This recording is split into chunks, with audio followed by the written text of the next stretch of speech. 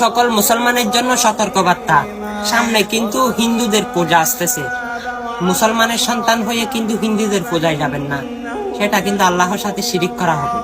কই, তুমি তো অনেক আয়োজন করো মুসলমানদের ঈদুল আজহা, তারা কি আসে? তুমি মুসলমানের সন্তান হয়ে কিভাবে যাবে?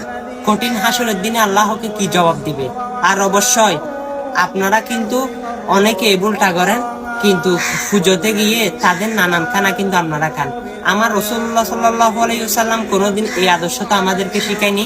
আমরা মুসলমানের সন্তান হয়ে কিভাবে এই রাসূলের হাদিসগুলোকে, বাণীগুলোকে অমান্য করব? অবশ্যই চলুন সবাই একতা হই এবং ভিডিওটা শেয়ার করে দিই। হাজার হাজার মুসলমান কিন্তু আপনার কারণে, আপনি যদি ভিডিওটা শেয়ার করে দেন, তারা এই কথাটা জানতে পারবে। অবশ্যই তারা পূজায় যাওয়া থেকে বিরত থাকবে। হাজার হাজার আমল নামায় সওয়াব আপনার আমল নামায় চলে আসবে ইনশাআল্লাহ। ভিডিওটা কষ্ট না হলে শেয়ার করে দেন।